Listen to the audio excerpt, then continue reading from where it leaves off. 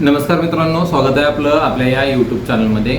मित्रांनो, आपण आज बघणार आहेत की आत्ताच्या सिच्युएशनमध्ये आपण स्विंग ट्रेडिंगसाठी स्टॉक बाय करू शकतो का, याच्याबद्दल आजच्या या व्हिडिओमध्ये आपण माहिती घेणार आहेत। आणि स्विंग ट्रेडिंगसाठी स्टॉक बाय करत असताना कोणत्या गोष्टीची आपण काळजी घेणार आहेत की आपण कोणत्या स्टॉकला आपण या ठिकाणी हात घालणार आहेत, त्याच्यामध्ये कशा पद्धतीची कंडिशन बनली पाहिजे तरच आपण त्याच्यामध्ये एंट्री करणार आहेत, याच्याबद्दल आजच्या या व्हिडिओमध्ये आपण माहिती घेणार आहेत।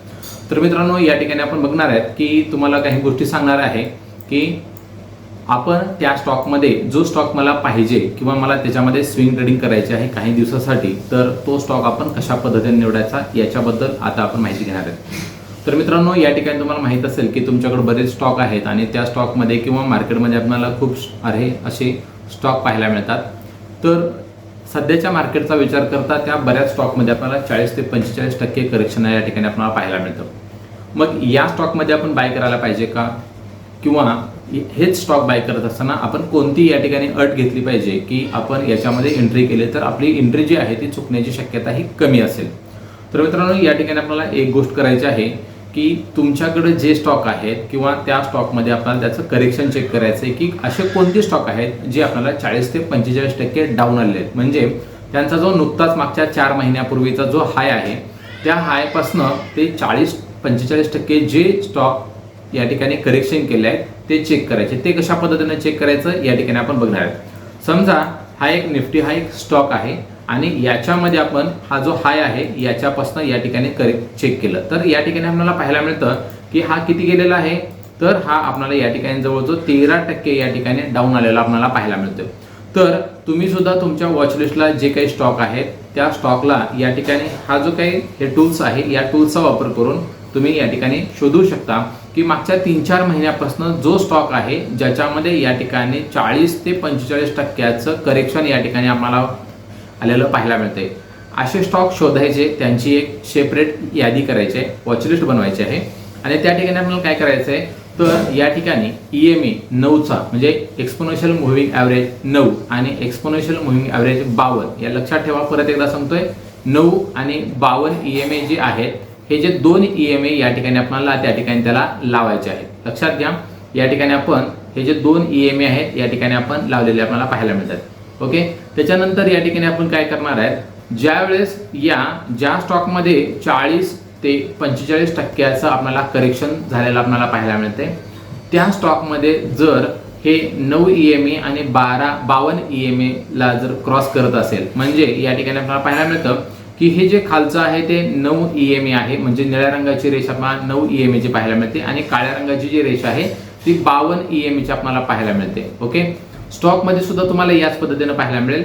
त्यावेळेस तुम्ही काय करू शकता, जर या काळ्या रंगाला म्हणजे 52 EMA ला ज्यावेळेस या ठिकाणी 9 EMA म्हणजे ही निळ्या रंगाची रेष ज्यावेळेस क्रॉस करायला सुरुवात करेल त्यावेळेस आणि त्या ठिकाणी जर त्या स्टॉकचा एक छोटासा ब्रेकआउट असेल, ब्रेकआउट म्हणजे काय, या ठिकाणी आपल्याला पाहायला मिळतं एक पॉईंट आहे, दुसरा आहे, तिसरा आहे आणि त्या समजा इथं पॉईंट बनतोय आणि अशा पद्धतीने जर क्रॉस रेश होत असेल तर हा पॉईंट एक तुम्हाला त्या ज्या स्टॉकमध्ये 40-45% करेक्शन झालं आहे त्या स्टॉकमध्ये तुम्हाला एक एंट्री मिळू शकते, एक छोटीशी, म्हणजे त्या स्टॉकमध्ये तुम्ही स्विंगसाठी एंट्री करू शकता, तुम्हाला खूप चांगले रिटर्न्स या ठिकाणी पाहायला मिळू शकतात। लक्षात घ्या, म्हणजे असेच स्टॉक निवडायचे जे ऑलरेडी हाय मध्ये होते। लक्षात ठेवा, असे स्टॉक अजिबात निवडायचे नाहीत। लक्षात घ्या, जे ऑलरेडी डाऊन मध्ये आहेत, बरोबर आहे, एक हाय मारला आणि पुन्हा डाऊन मध्ये आहे आणि हा हाय आहे। लक्षात घ्या, म्हणजे तो मागच्या 4-5 महिन्यापूर्वीचा हाय आहे पण तो ऑलरेडी स्टॉक डाऊन मध्ये होता आणि पुन्हा हा 40% करेक्शन झाला, असे स्टॉक आपल्याला निवडायचे नाहीये। लक्षात ठेवा, तर असे स्टॉक निवडायचे जे स्टॉक या निफ्टी बरोबर लक्षात घ्या या पद्धतीने अपट्रेंड मध्ये होते। मागच्या 4-5 महिन्यापासून याच्यामध्ये या पद्धतीचं करेक्शन झाले आहे आणि हे जे करेक्शन झाले ते किती झालेलं आहे, या हाय पासून इथपर्यंत। लक्षात, तर या ठिकाणी अशा पद्धतीने इथं 20% जिथं पाहायला मिळतं त्या ठिकाणी तुम्हाला 40-45% जर झालेला असेल आणि असे स्टॉक जर 9 EMA आणि 52 EMA ला जर क्रॉस करत असतील वन डे टाइम फ्रेमवर, सगळ्यात महत्त्वाचं आहे वन डे टाइम फ्रेमवर जर क्रॉसिंग करत असेल तर त्या ठिकाणी तुम्हाला एक चांगली संधी मिळू शकते, तात्पुरत्या स्वरूपामध्ये त्या स्टॉकमध्ये तुम्ही एंट्री करू शकता।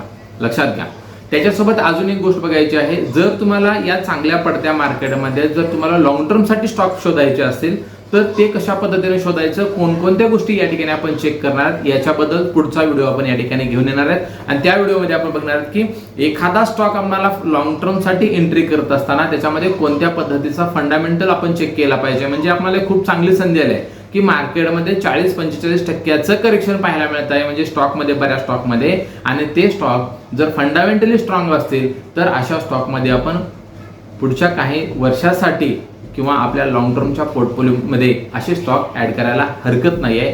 तर त्या स्टॉकची कशा पद्धतीने आपण चेक करणार त्याच्याबद्दलचा व्हिडिओ तुम्हाला पुढे पाहायला मिळेल।